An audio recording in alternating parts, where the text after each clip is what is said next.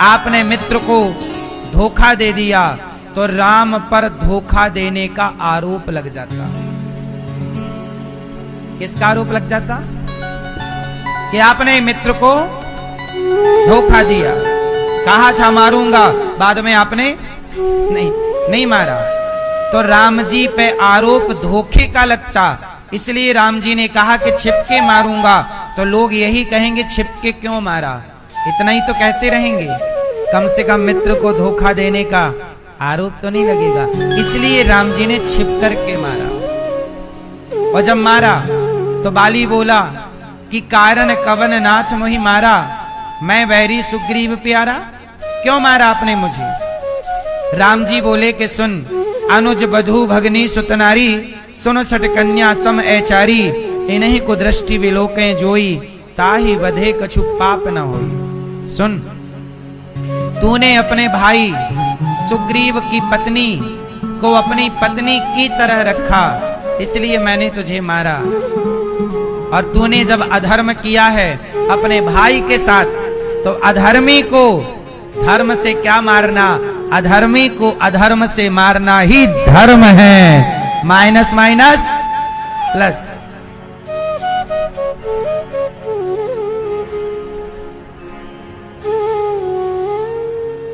अधर्मी को अधर्म से मारना, अधर्म अधर्म माइनस माइनस, अधर्म अधर्म धर्म। तो इसलिए ये नीतियां आपके लिए भी हैं। अब इन नीतियों को हमारे भारत के कुछ राजाओं ने नहीं समझा। हमारे भारत के राजा, हमारा देश गुलाम क्यों हुआ? मुगल आए, मुगलों ने लड़ाई की, लेकिन मुगलों ने हमारे देश के राजाओं से आमने सामने के युद्ध में जीत नहीं पाई। मुगलों ने रात को आक्रमण किया, सोते में आक्रमण किया, अपहरण कर लिया, अधर्म से लड़े हैं मुगल। हमारे राजाओं को सोते सोते मार दिया। और हमारे राजा धर्म से चलते नहीं, युद्ध को युद्ध। अरे राजा जी, आप इतना तो समझ लो कृष्ण की इस गहराई को, कि जब सामने वाला अधर्मी है, पापी है, जब वो छल कर रहा है, तो तुम फिर यहां धर्म से ना चल पाओगे। सही है? इसलिए धर्म से नहीं, कई बार धर्म की रक्षा के लिए, जैसे गाय की रक्षा के लिए कहते ना झूठ बोलना पाप है, परंतु गाय की रक्षा के लिए झूठ बोलना पुण्य है। जो झूठ पाप है, कई बार वही झूठ पुण्य है। जैसे आपके झूठी गवाही देने से यदि गाय की रक्षा हो रही है, और आप सच बोलेंगे तो गौ हत्या हो जाएगी, और आप झूठ बोलेंगे तो गाय बच सकती है, तो वहां आपको सच बोलना चाहिए कि झूठ? बोलो। तो वहां पर जहां गाय की रक्षा के लिए, निर्दोष की रक्षा के लिए झूठ बोला जाए, तो वह झूठ भी सत्य के बराबर ही है। हर झूठ गलत नहीं होता। जब झूठ स्वयं के स्वार्थ के लिए बोला जाए, वो झूठ गलत है। लेकिन आपके हित के लिए यदि मैं झूठ बोल दूं, तो मेरा वह असत्य भी सत्य जैसा ही रहेगा, क्योंकि उसमें मेरा कोई स्वार्थ नहीं, आपका हित है। तो इस नीति को समझना भी बड़ी बात है। तो हमारे प्रभु जो करते हैं वो धर्म दिखे। कई बार लोग कहते हैं भगवान ने तो गलत किया। गलत किया वो क्यों कहते हैं? क्योंकि उनको पूरा नॉलेज, पूरी बात नहीं समझ रहे हैं। पूरा समझने के लिए बहुत खोपड़ी चाहिए, बहुत मंथन चाहिए, सत्संग चाहिए, शास्त्रों का गहरा अध्ययन चाहिए, सत्संग चाहिए, तब आपको समझ आएगा। वरना एक बात से आप नहीं समझ पाओगे। चलो, तो भगवान श्री कृष्ण आज बांसुरी बजाकर गोपियों को बुला रहे हैं। राधा, ललिता, विशाखा आओ। सारी गोपियां आईं और सब आई। भगवान ने सबको कहा स्वागतम वो महाभागा प्रियम किम करवाणी वह ब्रजस्यानामयम कच्चिद ब्रूता गमन कारणम। यहाँ क्यों आई हो, जाओ अपने अपने घर। बोले ना। गोपियां बोली प्रभु आपने बुलाया, हम चली आई, आ गई हो ना, अब जाओ। क्यों जाएं, आपने बुलाया है। भगवान बोले कि नहीं, जाओ, हमने तो बांसुरी बजाई। देखो भगवान बुलाते हैं और फिर भगवान कहते हैं जाओ। दादाजी आप तो सही जाने लग गए। अच्छा, हम तो कथा में कह रहे थे जाओ। अच्छा आओ जाके।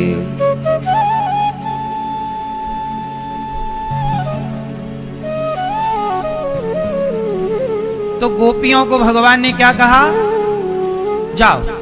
गोपियां बोली क्यों जाओ, आपने तो बुलाया। भगवान बोले हमने तो अपनी बांसुरी बजाई, जाओ। गोपियां बोली प्रभु हम संसार को छोड़कर आई हैं आपके लिए, अब आपको छोड़कर नहीं जा सकती। गोपियों ने कहा प्रभु ये बताओ आपको छोड़कर भी हम किसके पास चले जाएं। गोपियां बोली हम किसके पास जाएं। भगवान बोले अपने पति के।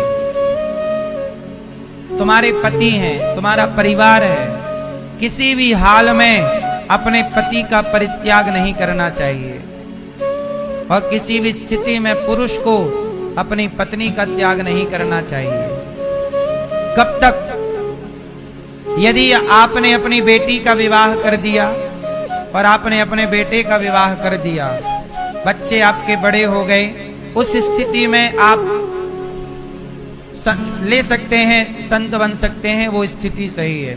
पर अभी पत्नी के पास कोई नहीं है, बच्चा भी नहीं है, ऐसी पत्नी को आप छोड़ नहीं सकते, शास्त्र इसकी इजाजत नहीं देता। इसलिए हमारे यहाँ जब कोई पुरुष संन्यास लेता है तो वो पत्नी से आज्ञा लेता है। पहले आज्ञा, जब पत्नी आज्ञा देगी तब पुरुष संन्यास लेगा। यदि पत्नी नहीं है तो माँ आज्ञा देगी, या तो माँ आज्ञा दे। पर यदि जैसे शादी के बाद फिर माँ की आज्ञा नहीं लगती, शादी नहीं की आपने तो माँ की आज्ञा चाहिए, और शादी कर ली तो पत्नी की आज्ञा चाहिए। जब पत्नी की आज्ञा होगी तब आप संन्यास लेंगे। यदि पत्नी ने मना कर दिया तो आप संन्यास नहीं ले सकते। यह हमारे सनातन की परंपरा। तो भगवान बोले अपने पति के पास जाओ, पति कैसा भी हो जाओ। पति कैसा, अब यहाँ भगवान ने थोड़ा सा नारी धर्म के बारे में जोर दिया है। आप कहो तो मैं आपको समझा दूं, मैया समझेंगी आप? हैं? हाँ सुनो, हमारे यहाँ स्त्री धर्म है और पुरुष धर्म है, नारी धर्म, पुरुषों का भी धर्म। भगवान कहते हैं दोषीलो दुर्भगो वृद्धो जड़ो रोग्य धनो पिवा। पति कैसा भी हो, सुनो, पति कैसा भी हो, अंधा लंगड़ा बहरा काना खोरा, शादी के बाद ना, एक मैया एक सूत्र दे रहा हूं, नोट कर लीजिएगा मस्तिष्क में। शादी के पहले आंखें खोल के रखो,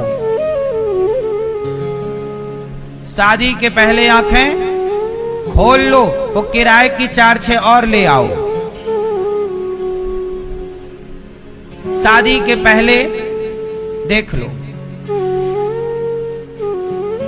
पूरी जांच पड़ताल कर लो, लड़की कैसी है, लड़का कैसा है, इसका चरित्र कैसा है, खान पान कैसा है, संगति कैसी है, शरीर में कोई गहरी बीमारी तो नहीं है, जांच करा लो, मेडिकल करा लो, पुरुष का, स्त्री का, लड़की का, लड़के का। शादी के पहले आंखें खोलो, शादी के पहले आंखें खोल लो, पूरा चेक करो, लड़का शराबी तो नहीं है, दारू तो नहीं पीता, गांजा तो नहीं पीता, पराई औरत के संग इलू इलू तो नहीं चल रहा है, पूरा चेक करो। शादी के पहले चेक करो, शादी के पहले आंखें खोलो और शादी होते ही अपनी अपनी आंखें पति पत्नी बंद कर लो। शादी के बाद अब पति जैसा है, पत्नी जैसी है, अब तुम्हारा पति तुम्हारा देवता है और तुम्हारी पत्नी तुम्हारी देवी है, दोनों प्रेम से रहो। अब एक दूसरे का दोष ना देखो। शादी के बाद क्या कर लो, बंद कर लो। अब आप लोग क्या करते हो, शादी के पहले बंद किए रहते हो और शादी के बाद कहते हो तुम में ये कमी है, तुम में ये है। पहले तुम्हारी फूटी थी, पहले नहीं देखा। शादी के बाद कह रहा काली है, गधा कहीं का, पहले नहीं देखा था काली है।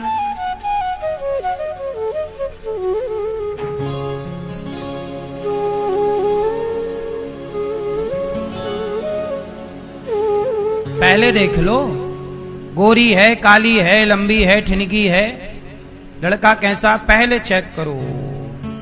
विवाह के बाद पत्नी कैसी भी हो। अच्छा मैया पति, आप पति को क्या मानती हो,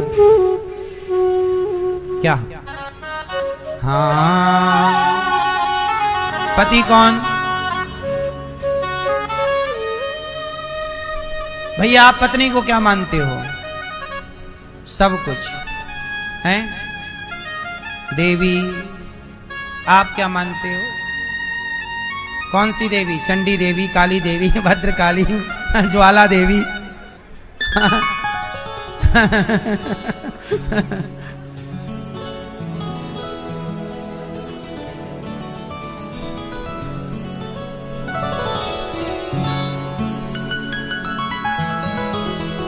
पत्नी और पति। अच्छा बताओ, रिश्ता चलाने के लिए 1 करोड़ रुपया का एक सवाल पूछ रहा हूं, जो सही उत्तर देगा उसकी खोपड़ी में 1 करोड़ का ज्ञान पहुंच जाएगा। 1 करोड़ का सवाल है। सवाल सुनिए, ऑप्शन है 4। तो 1 करोड़ का सवाल ये रहा आपके सामने। बताइए, गृहस्थी चलाने के लिए पति पत्नी के अंदर क्या होना चाहिए? ऑप्शन 4। पहला, प्यार, पैसा, सहनशीलता, समझदारी। बताओ, पति पत्नी के अंदर गृहस्थी चलाने के लिए, जीवन चलाने के लिए इन 4 में क्या होना चाहिए? क्या क्या आप सुन के बता रहे हो, अपना नहीं है।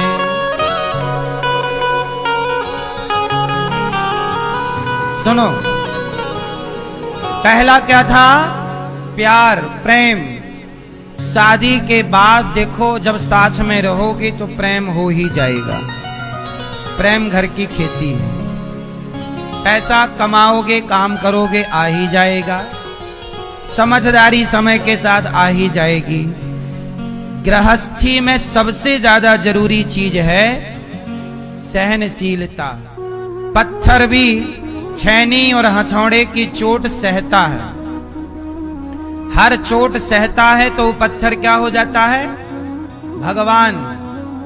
जो पत्थर चोट खाकर टूट जाए वो कंकड़ बन गया, और जो पत्थर चोट सह जाए वो शंकर बन गया। तो जो सहेगा वो पत्थर सहने वाला वह कीमती होगा, ना सहने वाला पत्थर कीमती। तो आप भी महान तब बनेंगे।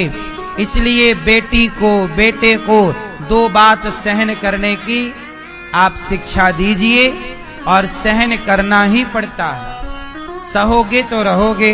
कई बार पत्नी डांट देगी, आपको सहना पड़ता है। 2 बात सुन लो।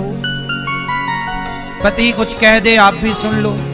आपको डांट पड़ती है, पत्नी डांटती है कभी आपको? और आपको? आपका हाल क्या है? डांट खाते हो कभी कभी? और आप खाती हैं डांट? ज्यादा कौन खाता है? आप ज्यादा काहे इतना डांटते हो?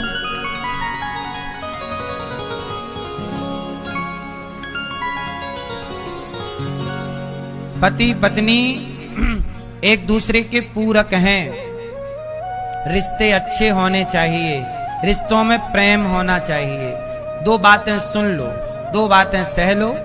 पत्नी, जब भी आपकी लड़ाई हो पति पत्नी में, तो जीतने का, मुझे लगता है कि रिश्तों में जब लड़ाइयां हों तो अपनों से जीतने की कोशिश नहीं करनी चाहिए, अपनों से हारने की कोशिश करनी चाहिए। आपकी हार में ही आपकी जीत है, ये समझदारी है। हम माँ से लड़ेंगे तो माँ से क्या जीतेंगे?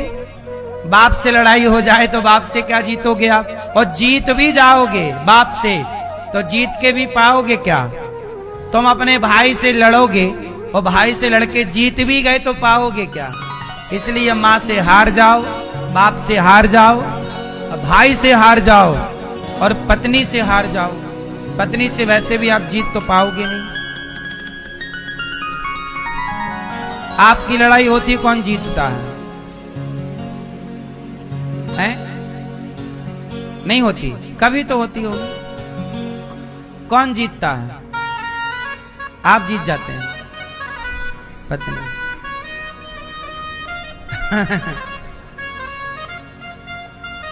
मैया आप लड़ती हो? हाँ, तो कौन जीतता है? बहुत सता रहे हो अपनी पत्नी को।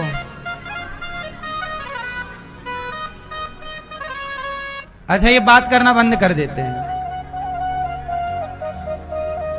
चुप रहने में फायदा, बात सही है। जब भी आपको ऐसा लगे चुप हो जाइए। जब ये चुप हो जाते हैं तो उनकी पत्नी सॉरी कह देती है। कभी आप भी सॉरी कहते हो?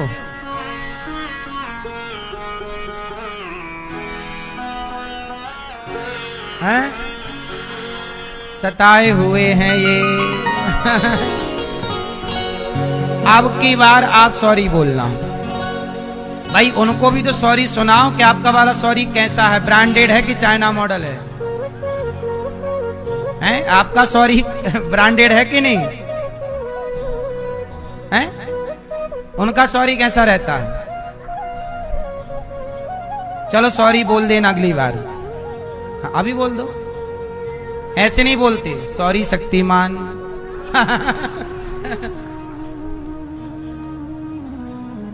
ऐसे बोला करो, सॉरी शक्तिमान। शक्तिमान है? फिर आपने शक्तिमान देखा कि नहीं? शक्तिमान आपने देखा बचपन में? बस वही शक्तिमान है। तो सॉरी बोलने का, पत्नी से जीतने का नहीं, पत्नी से हारने का। लक्ष्मी जी एक बार नाराज हो गई तो भगवान मनाते घूम रहे थे। फिर भगवान भी जीतना नहीं चाहते तो आप कैसे जीतना चाह रहे हो? इसलिए ये क्या है, हमारे सनातन में नारी का सम्मान है ये, कि पुरुष नारी से जीतना ही नहीं चाहता। पहली हार ये क्या है? ये नारी की रिस्पेक्ट है, नारी का आदर है। हमारे सनातन में ही ऐसा है कि नारी को भगवान कहा गया है। कहा गया? हमारे यहां दुर्गा जी भगवान के बराबर हैं। किसकी बराबरी में है? मुसलमानों के यहां नारी को भगवान का दर्जा नहीं है। ईसाइयों में नारी को भगवान का दर्जा नहीं है। केवल सनातन में ही कृष्ण के संग राधा जी हैं, लक्ष्मी नारायण के संग लक्ष्मी जी हैं और राम के साथ। तो हमारे सनातन में नारी को भगवान की तरह, भगवान की तरह। तो आप भी अपनी पत्नी को क्या मानोगे? आप हो नारायण, पुरुष क्या है? नारायण। और स्त्री क्या है? स्त्री है नारायणी। नारायण की नारायणी, नारायण की लक्ष्मी जी का एक नाम है नारायणी। क्या नाम है? तो आप नारायण हो और ये नारायणी हैं, इसलिए आप दोनों 50-50 हो, बराबर, कोई ज्यादा नहीं है और कोई कम नहीं है। इसलिए दोनों का आदर हो, दोनों का सम्मान हो और रिश्तों में सहनशीलता हो। और जब ज्यादा उलझ जाए कोई तो चुप हो जाओ, शांत। अच्छा ये बताओ, बाल्टी में पानी गंदा है और गंदे पानी को साफ करना है, क्या करें बताओ? आप बताओ। नहीं, फेंक नहीं सकते ना। हाँ, आप बाल्टी में पानी गंदा है, आप उसे शांत छोड़ दीजिए। 2 घंटे बाद, 4 घंटे बाद जब आप देखेंगे तो गंदगी नीचे बैठ चुकी होगी और साफ पानी। तो जब रिश्ते भी ऐसे उलझ जाएं, गंदे हो जाएं, तो आप बस शांत हो जाइए। जब तुझसे ना सुलझें तेरे उलझे हुए धंधे, तब भगवान के इंसाफ पर छोड़ दे ए बंदे। वही तेरी मुश्किल आसान करेगा, जो तू ना कर सका वो भगवान करेगा। शांत, जब जीवन में बहुत उथल पुथल मच जाए तो शांत चित्त लगाकर केवल ध्यान भगवान का करिए, बाकी सब ठीक हो जाएगा। सही है? तो भगवान ने गोपियों से कहा, जाओ पति की सेवा करो। पति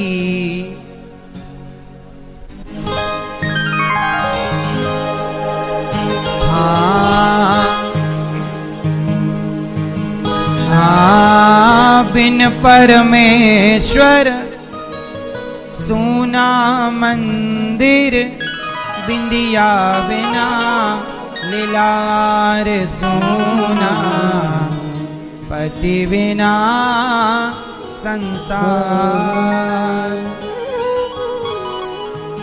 रिश्तों की इज्जत करिएगा। जब तक माँ जिंदा होती है हम माँ की कदर नहीं करते, और मर जाती है तो माँ की फोटो पे माला पहनाते हैं। बाप जिंदा है इज्जत नहीं करते, बाप मर जाए तो बाप के मरे हुए पिता के तस्वीर पर माला। हम कहते हैं, सच बताओ, जितना सम्मान मरने के बाद मिलता है, क्या जीते जी इतना सम्मान मिलता है? उत्तर दीजिए। मरने के बाद लोग आते हैं और तुम्हारे ऊपर शॉल, चादर, माला, हार, और तुम चलते हो, लोग कंधों पे उठाते हैं। और जब तुम जिंदा थे ना, तो यही लोग तुम्हारा पांव पकड़ के खींच रहे थे, यही लोग तुम्हारे आगे बढ़ने से ईर्ष्या कर रहे थे, जल रहे थे। जिंदा थे, प्यार से 2 बातें करने का टाइम नहीं था। मर गए तो आकर के लोग आंसू बहा रहे। इसलिए कहता हूं, मरने के बाद जितनी इज्जत देते हो अच्छा है, आपका बड़प्पन है, लेकिन मुर्दे को जितनी इज्जत मिलती है, यदि जिंदा को इतनी इज्जत मिल जाए तो वो जिंदा इंसान भी थोड़ा और जी लेता, अच्छे से जी लेता। लेकिन जीते जी इंसान को इज्जत नहीं मिलती, वो सम्मान नहीं मिलता। माँ जिंदा थी, कुछ बेटे हैं पानी भी नहीं पिला पाते, और माँ मर गई तो माँ के लिए तुम रोते हो? ना रो। जिंदा थी तो ये बता, तुमने उनकी सेवा कितनी की, उनका सम्मान कितना किया। मर जाने के बाद रो लेना समाधान तो नहीं है। रोएगा तो दुश्मन भी, आप मर जाइएगा ना तो आपका दुश्मन भी याद करेगा कि जैसा था बढ़िया था, वो भी दुखी हो जाता है, यार मर गए। इसलिए मरे हुए बाप के लिए ज्यादा रोने से बेहतर है, जब तक वो जिए खूब सेवा करो, खूब इज्जत करो, माँ की इज्जत करो। जब पत्नी जिंदा है प्यार करो, पत्नी से अच्छे से व्यवहार करो। मर जाएगी फिर उसकी याद में रोना, उसके लिए आंसू बहाना। मुझे लगता है कि मरने के बाद रोना नहीं चाहिए। जीते जी सामने वाले को प्रेम, इज्जत, सम्मान देना चाहिए। जिंदा थे तो एक कपड़ा ना मिला, मर गए तो शॉल, चादर। जिंदा थे पुष्प ना मिला, मर गए तो माला फूलों की। जिंदा थे बुलाया, भाई साहब आओ आपसे तो बात करनी है। यार टाइम नहीं है, फुर्सत नहीं है। और आप मर गए तो पूरा टाइम निकाल के आया है। जब बात करनी थी तब आपके पास टाइम नहीं था, अब मर गए तब तुम टाइम निकाल के आए हो। अब तो हम मर ही गए, हम जिंदा हैं तब आप हमारा साथ दीजिए, मर जाएंगे तब साथ देने की क्या है। इसलिए अपनों का साथ दीजिए। अपनों रिश्ते मजाक नहीं है, रिश्तों को सीरियस निभाइए। एक अच्छे पति बनिए, एक अच्छी पत्नी बनिए, एक अच्छा पुत्र बनिए, एक अच्छा पिता बनिए और अपने जो कर्तव्य ईश्वर ने दिए हैं ईमानदारी से, धर्म से निभाओ। आजकल के बेटे अपनी माँ की सेवा करते तो हमें वृद्धाश्रम क्यों बनाना पड़ता। अपने कर्तव्य से भाग रहे हैं बेटा, भाग रही हैं बहुएं और भाग रहे हैं कुछ बेटियां भाग रही हैं। आज लोग अपने कर्तव्य को पूरा नहीं करते। जिस माँ ने तुम्हारी सेवा की उस माँ के लिए तुम्हारे पास वक्त ही नहीं। इसलिए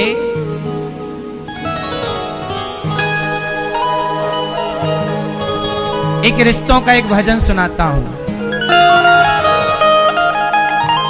जिस भजन में केवल रिश्तों की बात है। समय हो तो सुनाऊं, लेकिन ये भजन केवल भजन सुनने का नहीं है। ये नहीं कि आप केवल इसका नाच गा करके आनंद लो, नहीं, ये जीवन में उतारने का है। यदि उतारने का संकल्प लो तो मैं सुनाऊं। सुनो, एक बार क्या हुआ, एक दिन एक आदमी अखबार पढ़ रहा था। अखबार में छपा था उसी का चित्र, पढ़ने वाले का, और लिखा था कि ये मर गए। और जब उसने देखा कि यार आज तो गलत मजाक कर दिया किसी ने, 1 अप्रैल भी नहीं है, मैं देखो पढ़ रहा हूं और मेरे चित्र छाप दिया कि देखो फलाने जी मर गए। उसने कहा बड़ा गलत छाप दिया भाई। कि तभी उसको आवाज आई, घर में कोई बाहर रो रहा था। अच्छा, उसने बाहर निकलकर देखा तो बड़ी भीड़ लगी थी। अरे उसकी पत्नी रो रही थी, उसके बच्चे थे, बूढ़ा बाप और बूढ़ी माँ। अरे माँ क्या हुआ, क्यों रो रही हो? पिता से क्या हुआ, आप क्यों रो रहे हो? कोई ना सुना। उसने देखा कि एक आदमी सफेद कपड़ों में लिपटा हुआ पड़ा है। ध्यान से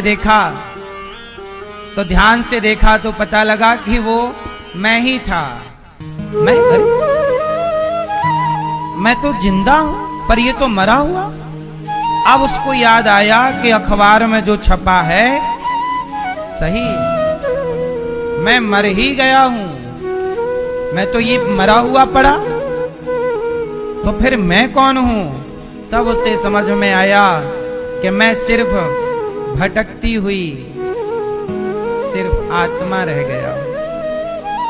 अब मैं अपनी पत्नी को देख सकता हूं पर मैं उसे कुछ कह नहीं सकता। मैं अपने पिता, अपनी मां, मैं सबको देख रहा हूं। देखो मेरी लाश पड़ी है, सब रो रहे और मैं ही देख रहा। और सच बताएं, ये होता है रियल में सबके साथ। जब आप मरते हो ना तो मरने के कुछ टाइम तक आप वहीं रहते हैं। आपकी अंतरात्मा, आपका सूक्ष्म शरीर वहीं रहता है और वो हर चीज देखता है। केवल देखने की शक्ति है, वो कुछ कर नहीं सकता, कह नहीं सकता। अब वो आदमी अपनी मां को देख रहा है। उसे लगा मैं अपनी मां का ख्याल रख नहीं पाया और देखो मर गया। मेरी मां मेरे से कितना प्रेम करती और मैं उसके लिए कुछ ना कर पाया, मां का ख्याल ना रख पाया।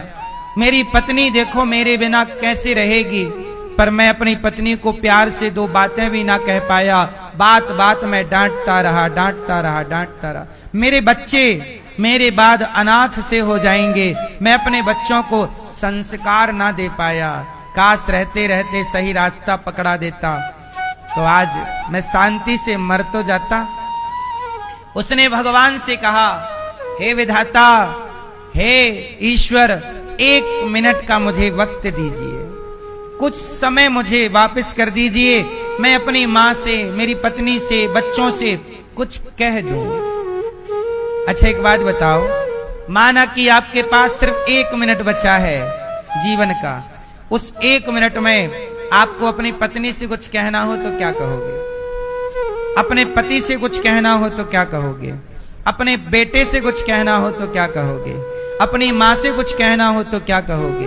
अपने पिता से कुछ कहना हो तो क्या कहोगे? और अपने भगवान से कुछ कहना हो तो आखिरी 1 मिनट में क्या कहोगे? आज शाम को इस पर चिंतन जरूर करिए कि माना कि मेरे पास सिर्फ 1 मिनट का टाइम है और मुझे कुछ कहना है, क्या कहोगे? मैया क्या कहोगी आखिरी 1 मिनट में अपने पति से? माना कि 1 मिनट बचा है आपके पास, क्या कहोगी? मैया बताओ क्या कहोगी? है क्या? नहीं, पति से क्या कहोगी? क्या आई लव यू कहोगी?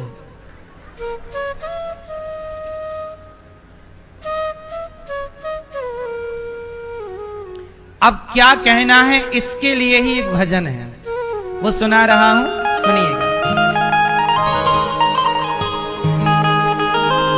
भक्तो स्वर्गा से आयो है संदेश, बुलावो आग्यो राम को। ओ भक्तो स्वर्गा से आयो है संदेश, बुलावो आग्यो राम को। भक्तो स्वर्गा से आयो है संदेश, बुलावो आग्यो राम को। बुलावो आग्यो राम को, ओ बुलावो आग्यो राम को। भक्तो स्वर्गा से, मतलब स्वर्ग से मेरे लिए क्या आया है? संदेशा। चलो भक्तो स्वर्गा से आयो है संदेश, बुलावो आग्यो राम को। भक्तो स्वर्गा से आयो है संदेश, बुलावो आग्यो राम को। बुलावा आया, पहला बुलावा पिताजी का।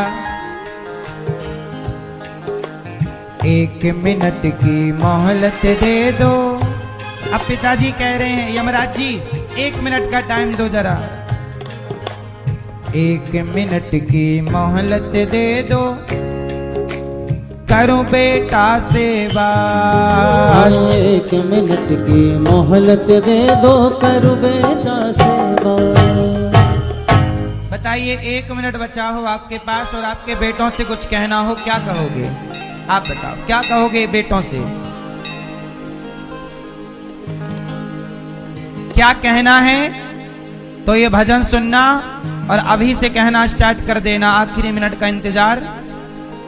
एक बाप बोला 1 मिनट की, यमराज जी एक मिनट, 1 मिनट की मोहलत दे दो, करो बेटा सेवा। बेटा सुनो, भाई भाई, उस पिता के 2 बेटे थे, तो बोला पिता, भाई भाई प्रेम से रहना, भाई भाई प्रेम से रहना, जाना है सबको उसके पास, बुलावो आग्यो राम को। ए बेटा, तुम 2 भाई हो ना, मेरी इच्छा है कि मैं जा रहा हूं, पर ये वचन दो कि तुम दोनों कभी आपस में लड़ोगे नहीं। अपना कमाओ अलग, खाओ अलग, घर अलग, सही है, पर अलग अलग होकर भी एक रहो, एक दूसरे के काम आओ। ये वचन दो कि तुम आपस में लड़ोगे नहीं। आप कितने भाई हैं? कल बताए थे कि परसों बताए थे? कितने भाई हो? 4, ब्राह्मण, क्षत्रिय, वैश्य, शूद्र, हम चारों एक पिता की। आपस में हिंदू हम लड़े ना, वरना हम लड़ेंगे तो फिर तुम्हें कोई गुलाम बना लेगा। तो आप प्यार से रहिए, आपस में ना लड़िए। एक बाप बोल रहा है प्यार से रहो, लड़ो ना बेटा, ठीक है? ये कह के बाप इत्मीनान से चला गया। अच्छा, रिश्ते कैसे होने चाहिए? एक होता है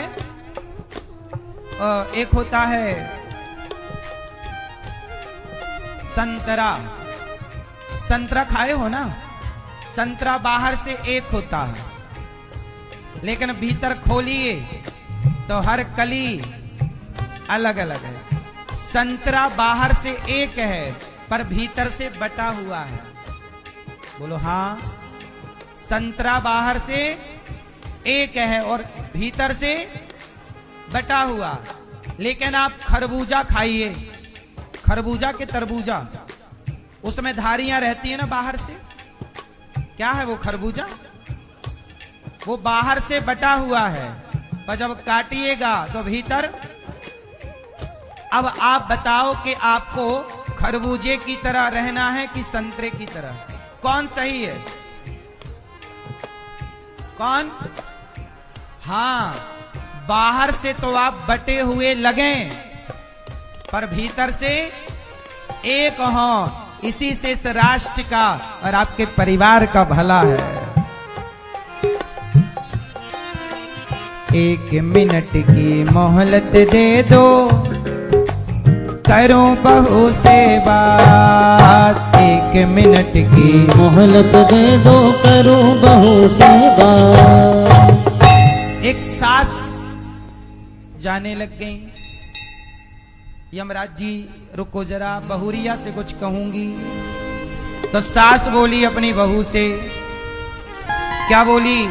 सास बोली 1 मिनट की मोहलत दे दो, करूं बहू से बात। मैं आपकी सास है कि गई? गई?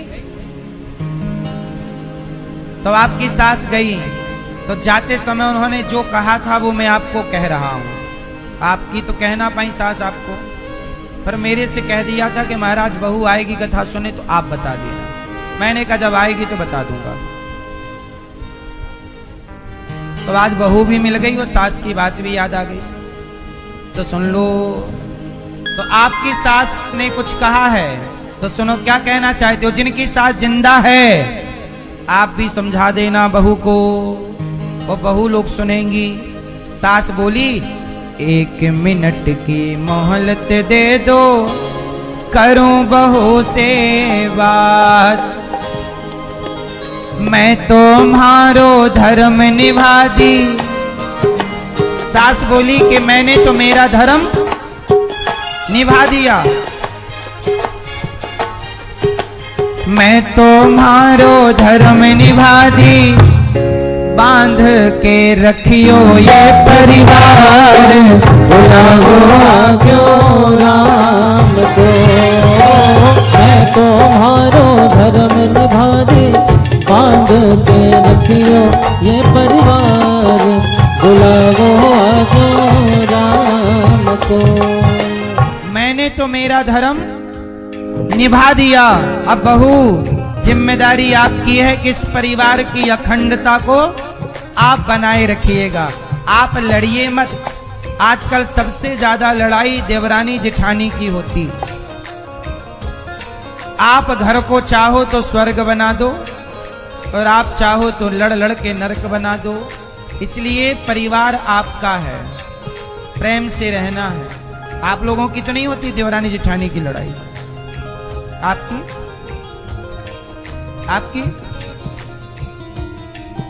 ये कौन है आपकी? कौन है आपकी देवरानी? जेठानी। जेठानी जी लड़ती तो नहीं हो देवरानी से? हाँ, तो आप लोग प्रेम से रहिएगा। देवरानी जिठानी प्रेम से रहने लग जाएं तो पुरुष 10 साल और जिएगा। आप जो मैया घर पर लड़ती हो सास से, देवरानी से, ननन से, इस टेंशन में तुम्हारा आदमी 5 साल 10 साल जल्दी मर जाता है। यदि तुम प्रेम से रहो, तुम्हारे पति को बिना चमनप्राश के 10 साल और जिएगा।